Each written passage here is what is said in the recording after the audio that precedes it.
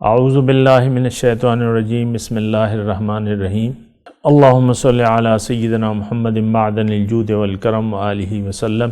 سامعین و ناظرین اکرام، السلام علیکم ورحمۃ اللہ وبرکاتہ۔ آج کا ہمارا موضوع یہ ہے کہ زندگی میں فضول کاموں سے کیسے بچا جائے، یا اس کی تفصیل یہ بھی ہے کہ کس طریقے سے ہم فضول کاموں سے بچ سکتے ہیں، یا اس طرح بار دیکھیں زندگی کا فضول کام انسان جو ہے، دیکھیں اصل جو چیز ہے وہ اللہ کی یاد ہے۔ لا تنس ذکر اللہ کی یاد کو نہ بھلاؤ۔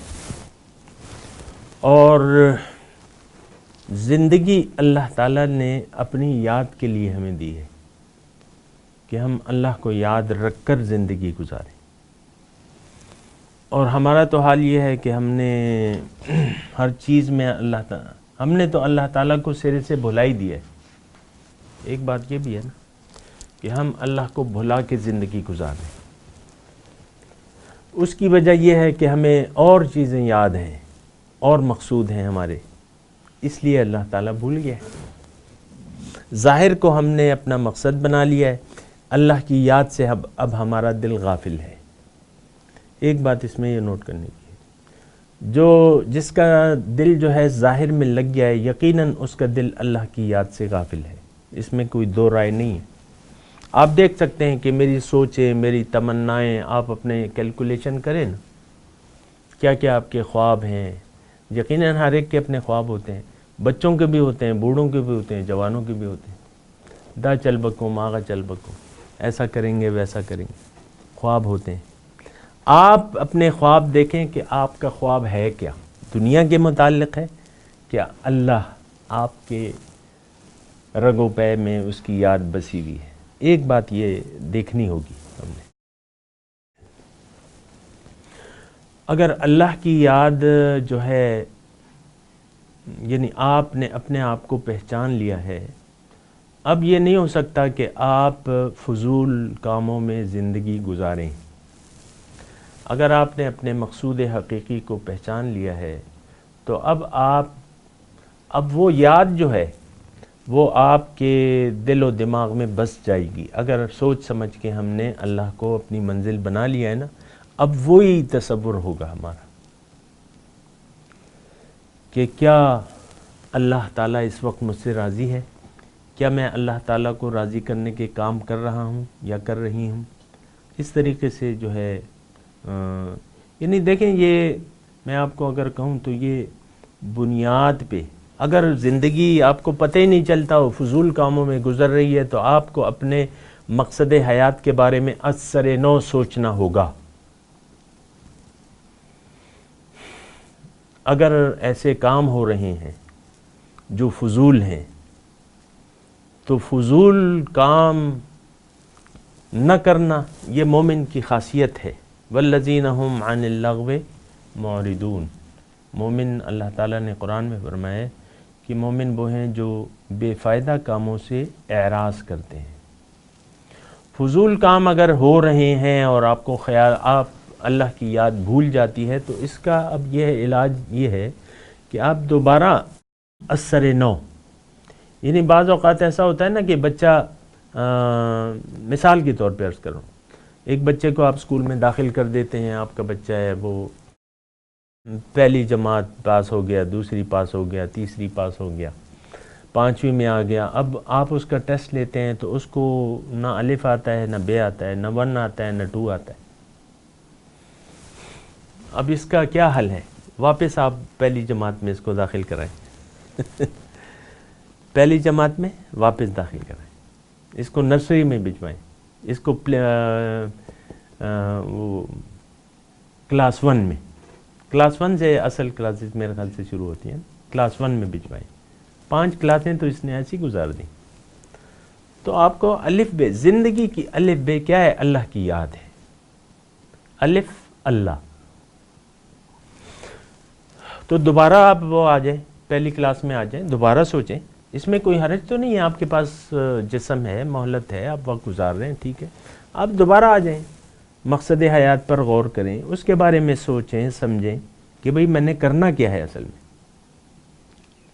زندگی میں نے کرنا کیا ہے، یہ سانسیں میں کیوں لے رہا ہوں؟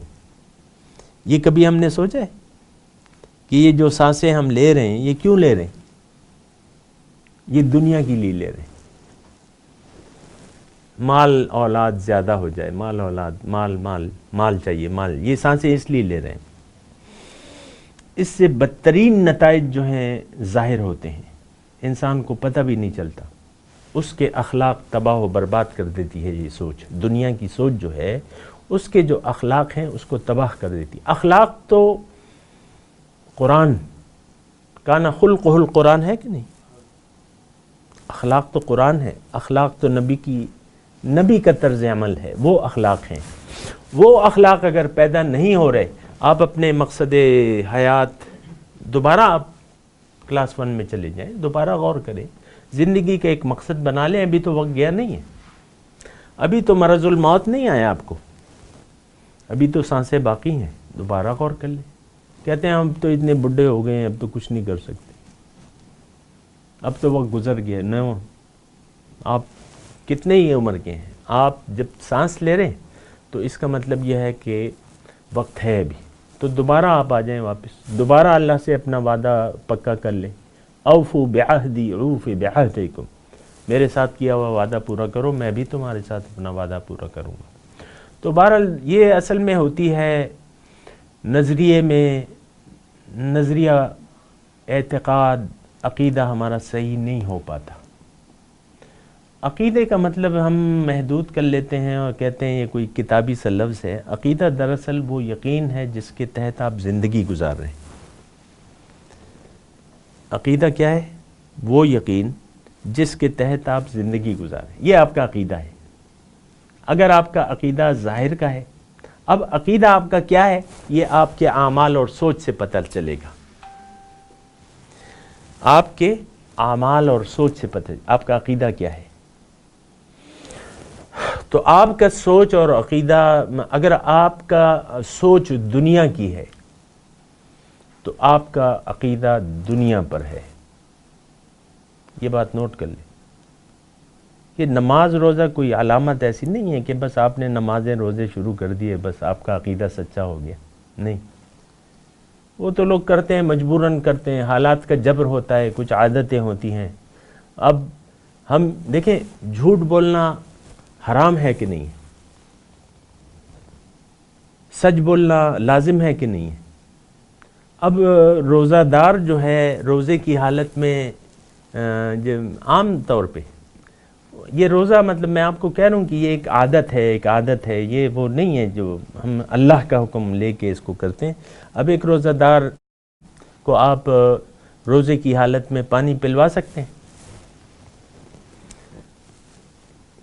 کوئی بھی آپ کا بچہ ہی کیوں نہ ہو، 12 سال کا بچہ ہے، وہ پانی کہ بھئی پانی پی لو، تمہیں پیاس لگی ہوگی، وہ پی لے گا پانی، 12 سال کا بچہ، یا جو بھی روزہ نہیں توڑے گا آسانی سے، نہیں کیوں؟ بس اس کا ایک خیال ہے، بس روزہ ہے، اور کچھ پتہ نہیں ہے روزہ ہے کیا۔ تو اب سچ بولنا چاہیے، مثال کے طور پہ ہماری تو زندگی کی بنیاد جھوٹ پہ ہے، اس کی میں تفصیل میں نہیں جاتا، لیکن زندگی کی بنیاد جھوٹ پہ ہے۔ سچ کیا ہے؟ کہ اللہ ہماری منزل ہے، ہم اللہ کے بندے ہیں، ہمیں اللہ کے راستے پر چلنا ہے، ہمیں نبی کے طریقے پر زندگی گزارنی ہے، یہ سچ ہے۔ لیکن ہم جھوٹ بول رہے ہیں، اللہ کو منزل بنانے کے لیے تیار نہیں ہے، ہم سمجھتے ہیں جھوٹ ہے یہ بات، نبی کے طریقے کے مطابق زندگی گزارنے کے لیے تیار نہیں، ہم یہ سمجھتے ہیں، بلکہ یقین ہے ہمارا کوئی فائدہ نہیں ہے نبی کے طریقے کو اپنانے کے لیے۔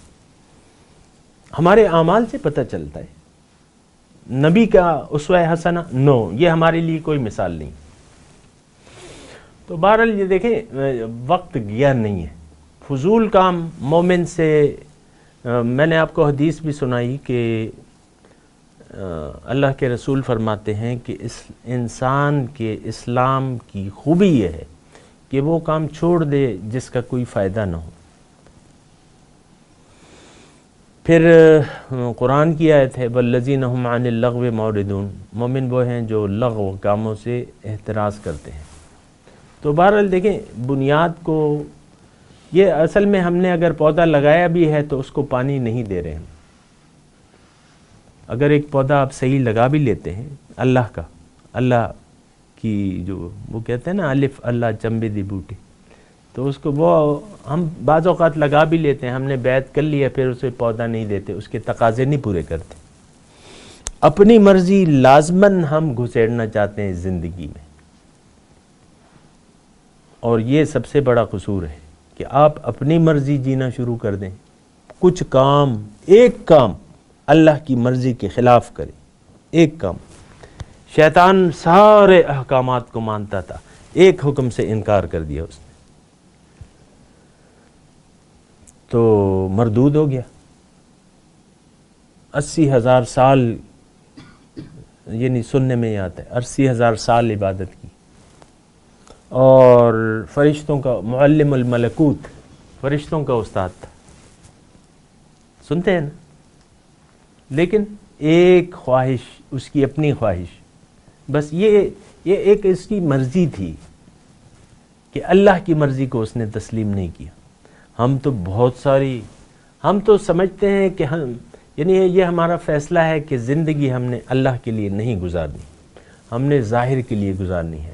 تو یہ بات بہت خطرناک ہے، اس پہ ہم نے سوچنا ہوگا۔ وآخر دعوانا ان الحمدللہ رب العالمین۔ مولاي صل وسلم دائما ابدا على حبيبك خير الخلق كلهم